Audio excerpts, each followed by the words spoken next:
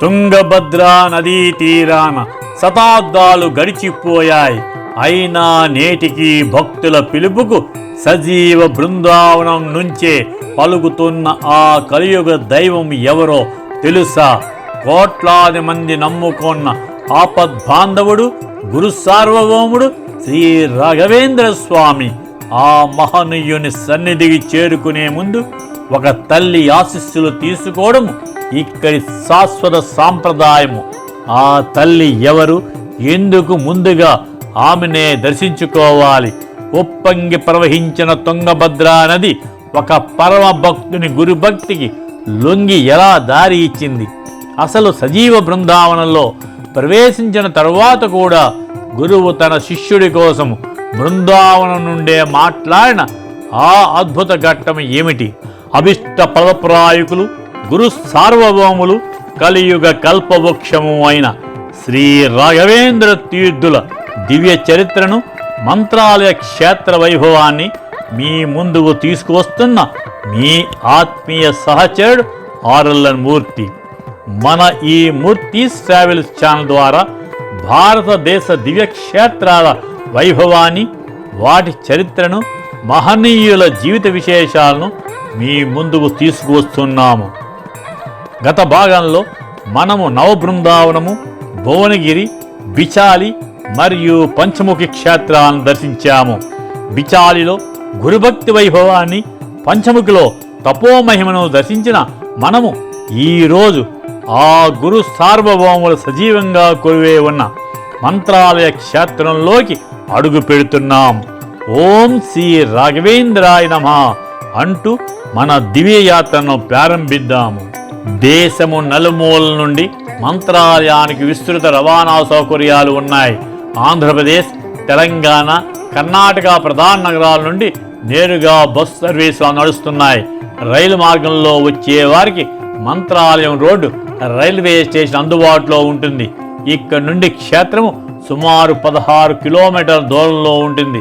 భక్తుల కోసం మంత్రాలయంలో దేవస్థానం అతిథి గృహాలతో పాటు ప్రైవేటు హోటళ్లు, లాడ్జీలు అందుబాటులో ఉన్నాయి. దేవస్థాన సాధారణ గదులు 100 రూపాయల నుండి లభిస్తాయి. రూములను ఆన్లైన్ లేదా ఆఫ్లైన్ ద్వారా బుక్ చేసుకోవచ్చు. ఇదే తుంగభద్రా నదీ తీరాన వెలసిన పరమ పవిత్రమైన మంత్రాలయ క్షేత్రము. ఆంధ్రప్రదేశ్లోని అత్యంత ప్రసిద్ధి పుణ్యక్షేత్రాల్లో మంత్రాలయం ఒకటి. దేశము నలుమూల నుండి, విదేశాల నుండి కూడా వేలాది మంది భక్తులు ప్రతి సంవత్సరము ఈ క్షేత్రానికి వస్తూ ఉంటారు. ఇప్పుడు ఆ మహనీయుని దివ్య సన్నిధిలోకి అడుగు పెడుతూ మంత్రాలయ వైభవాన్ని దర్శిద్దాము. ఇప్పుడు మనము మంత్రాలయ క్షేత్ర ప్రధాన ప్రవేశ ద్వారం వద్దకు చేరుకున్నాము. ప్రవేశ ద్వారానికి కుడి భాగంలో శ్రీ రామచంద్ర స్వామి వారు మరియు శ్రీ రాఘవేంద్ర స్వామి వారి అద్భుత విగ్రహాలు భక్తులను ఆకట్టుకుంటున్నాయి. ఒక్కసారి దర్శించుకోండి. మహాద్వారం దాటగానే మనకు ఒక విశాలమైన ప్రాంగణము దర్శనమిస్తుంది. ప్రాంగణానికి ఇరువైపులా పురాణాలు, ఇతిహాసాలు, గురు పరంపర మరియు క్షేత్ర చరిత్రను ప్రతిబింబించే త్రిమితీయ చిత్రాలను అందంగా ఏర్పాటు చేశారు. రాత్రి వేళల్లో విద్యుత్ దీపాల కాంతులతో ఈ ప్రాంగణము మరింత ఆహ్లాదకరంగా కనిపిస్తుంది. ముఖ్యంగా ఆలయ ముఖభాగము బంగారు వర్ణ అలంకరణతో ప్రకాశిస్తూ భక్తులను ఆకర్షిస్తోంది. అయితే మంత్రాలయంలో ఒక విశిష్టమైన సాంప్రదాయం నేటికి కొనసాగుతోంది. శ్రీ రాఘవేంద్ర స్వామి వారి దర్శనానికి ముందుగా మంచాలమ్మ తల్లిని దర్శించుకోవాలి.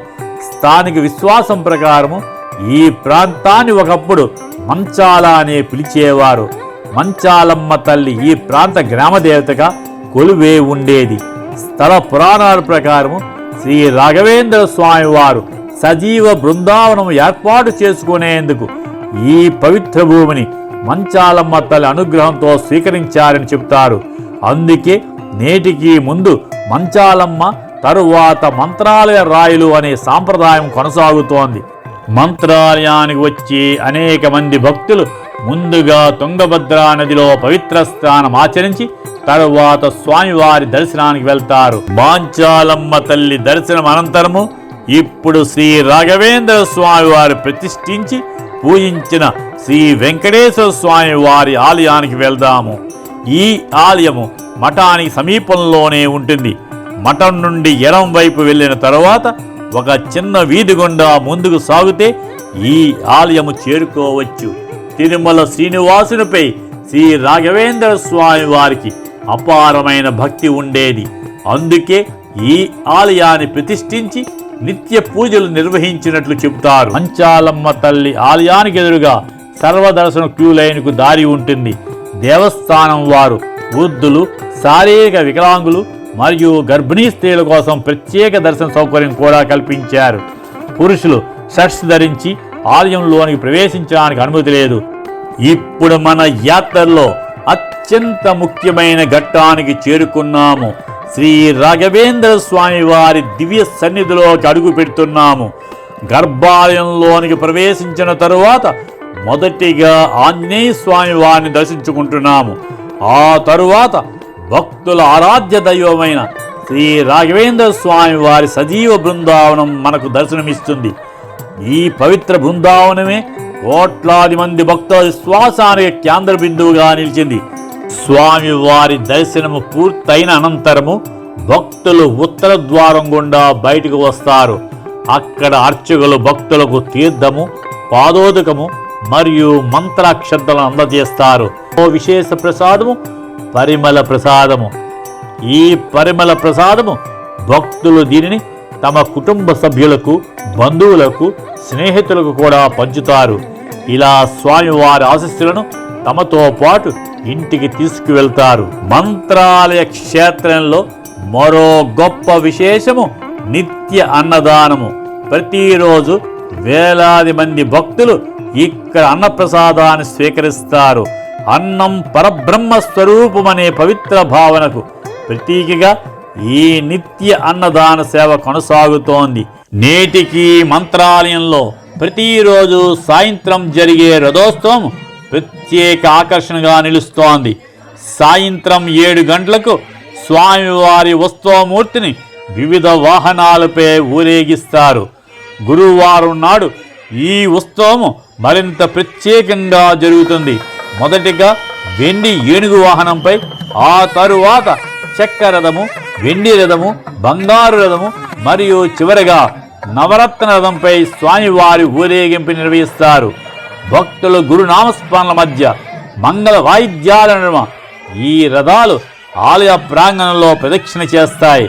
అనంతరము పల్లకీ సేవ నిర్వహించి ఉత్సవాన్ని ముగిస్తారు. సజీవ బృందావన ప్రవేశానికి ముందు శ్రీ రాఘవేంద్ర స్వామి వారు భక్తులకు ఒక మహత్తరమైన దివ్య వాగ్దానం చేశారు. తాము భౌతికంగా కనుమరుగైన 700 సంవత్సరాల పాటు ఈ బృందావనంలోని సజీవ సాన్నిధ్యంతో కొలువై ఉండి భక్తులను రక్షిస్తూ అనుగ్రహిస్తానని శ్రీ రాఘవేంద్ర స్వామి వారు దివ్య వాగ్దానం చేశారు. మంత్రాలయం కేవలము ఒక పుణ్యక్షేత్రం మాత్రమే కాదు, అది కోట్లాది మంది భక్తుల నమ్మకానికి సజీవ సాక్ష్యము. ఈ యాత్రల్లో భక్తి ఉంది, గురుకృప ఉంది, ఆధ్యాత్మికత ఉంది. అన్నింటికంటే గురువుపై అసంచలమైన విశ్వాసం ఉంది. శ్రీ రాఘవేంద్ర స్వామి వారి పరమ శిష్యుల్లో అప్పలాచార్యులు అత్యంత విశిష్ట స్థానం పొందారు. బిచాలి గ్రామంలో నివసిస్తూ ప్రతిరోజు తుంగభద్రా నదిని దాటి మంత్రాలయానికి వచ్చి గురు సార్వభౌముల దర్శనం చేసుకుని తిరిగి వెళ్ళేవారు. అప్పలాచార్యులు బిచాలి నుంచి మంత్రాలయం రావడానికి తుంగభద్రా నది అడ్డుగా నిలిచింది. ఆ రోజు నది ఉధృతంగా ప్రవహిస్తోంది. భారీ కెరటాలు, వేగవంతమైన ప్రవాహము, ఎటు చూసినా ఉధృతమైన జలరాశే కనిపిస్తోంది. ఒక ఆలోచన, గురుదేవుల చివరి దర్శనం చేసుకోవాలి. అంతే, తన ప్రాణాలను సైతము లెక్క చేయకుండా ఆ ఉధృత ప్రవాహంలోకి అడుగుపెట్టారు. ఒక దివ్యమైన స్తోత్రం ప్రవాహంగా ఉప్పొంగాయి.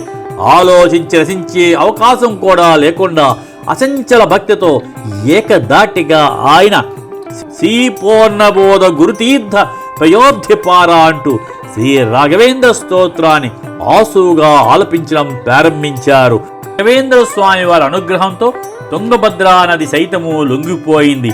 తన ఉద్ధృత ప్రవాహాన్ని శాంతింపజేసి ఆ మహాభక్తునికి దారి ఇచ్చింది. అలా స్తోత్రం కొనసాగింది. క్రీస్తకం 1671 సంవత్సరంలో శ్రావణ బౌల విధియ అనే పుణ్యతిథి నాడు తన చివరి గడియలు ఆసన్నమైనట్లు గ్రహించిన శ్రీ రాఘవేంద్ర స్వామి వారు తమ శిష్యులను పిలిపించి చివరి ఉపదేశాలు ఆదేశించారు. ధర్మ మార్గంలో నడవాలని, భగవంతుని భక్తిని పెంపొందించుకోవాలని, గురు పరంపరను కొనసాగించాలని సూచించారు. ఆ తరువాత వేద మంత్రాల నడుమ పండితుల సమక్షంలో భక్తుల సాక్షిగా పద్మాసనంలో కూర్చుని ధ్యానంలో లీనమయ్యారు. ఇదే సమయంలో అప్పనాచార్యులు మంత్రాలయం చేరుకున్నారు. బృందావన నిర్మాణం చివరి దశలో ఉంది. అప్పనాచార్యుల చేతిలోకి ఆ చివరి ఇటుకను తీసుకున్నారు. గురుదేవుల భౌతిక రూపము ఇక కనిపించదని తెలిసి ఆ ఆవేదనతో ఆయన కన్నీళ్లు దారగా ఆ ఇటుకపై రాలుతున్నాయి. ఆ కన్నీటి బిందువులు సాక్షిగా వణుకుతున్న చేతులతో ఆయన ఆ చివరి ఇటుకను అమర్చారు. ఆ క్షణంతోనే గురుదేవుల భౌతిక రూపము శాశ్వతంగా కనుమరుగైపోయింది. గురుదేవులను ఆఖరిసారి ప్రత్యక్షంగా చూడలేక అప్పనాచార్యుల ఉదయం దుఃఖంతో నిండిపోయింది. అయినా ఆయన నోట స్తుతి ఆగలేదు. గుండె పగిలే వేదనతోనే గురు స్తోత్రాన్ని కొనసాగించారు. అలా స్తోత్రం చివరి శ్లోకానికి చేరుకుంది. కానీ గురు విరాహ వేదనతో గొంతు పుడుకుపోయి చివరి పాదాన్ని ముగించలేక భావోద్వేగంతో ఆయన అక్కడే ఆగిపోయారు. అప్పుడే ఎవరూ ఊహించని ఒక మహా అద్భుతం జరిగింది. సజీవ బృందావనం లోపల నుండి స్వయంగా శ్రీ రాఘవేంద్ర స్వామి వారే సాక్షి హయస్తోత్రాహి అంటూ శ్లోకాన్ని పూర్తి చేశారు. అప్పనాచార్యులు రచించిన ఆ స్తోత్రానికి సాక్షాత్ శ్రీ హయగ్రీవ స్వామియే సాక్షి అని అభయమిచ్చారు. గురువే తన శిష్యుడు స్తోత్రాన్ని పూర్తి చేసిన ఆ దివ్యఘట్టం అప్పనాచార్యుల భక్తికి రాయలు వేసిన ఆ ఆమోదముద్ర భక్తుల హృదయాల్లో నేటికి స్థిరస్థాయిగా నిలిచిపోయింది. గురు సార్వభౌముడు, కలియుగ కల్పవృక్షుడు మన రాఘవేంద్రుడు నేటికి భక్తుల గుండెల్లో సజీవంగా కొలువై ఉన్న మహనీయుడు. ఆ గురు సార్వభౌముల అనుగ్రహాన్ని ప్రార్థిస్తూ ఇంతటితో శ్రీ రాఘవేంద్ర స్వామి వారి దివ్య సన్నిధిలో సాగిన మన ఈ పవిత్ర యాత్రను సఫలీకృతం చేసుకుంటూ ఆ గురు సార్వభౌముల పాద పద్మములకు నమస్కరిద్దాము. శ్రీ రాఘవేంద్ర గురువే నమః. ఓం శ్రీ రాఘవేంద్రాయ నమః. ధన్యవాదాలు. మరొక దివ్యక్షేత్ర యాత్రలో మళ్ళీ కలుద్దాం.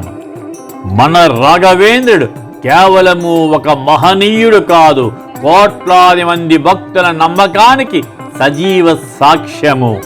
ఓం శ్రీ రాఘవేంద్రాయ నమః. పూజ్యాయ రాఘవేంద్రాయ సత్యధర్మరతాయ చ భజతాం కల్పవృక్షాయ నమతాం కామధేనవే. శ్రీ రాఘవేంద్ర గురువే నమః. ఓం శ్రీ రాఘవేంద్రాయ నమః. మా ప్రతి వీడియోను చివరి వరకు తిలకించి తప్పక లైక్ చేయండి, షేర్ చేయండి, సబ్స్క్రైబ్ చేయండి. పక్కనే ఉన్న బెల్ ఐకాన్ మీద ప్రెస్ చేయడం మర్చిపోవద్దు. ఇవి మా ఈనాటి సందర్శన అంశాలు. మరి ఒక అంశంతో మళ్ళీ కలుద్దాం. Thank you.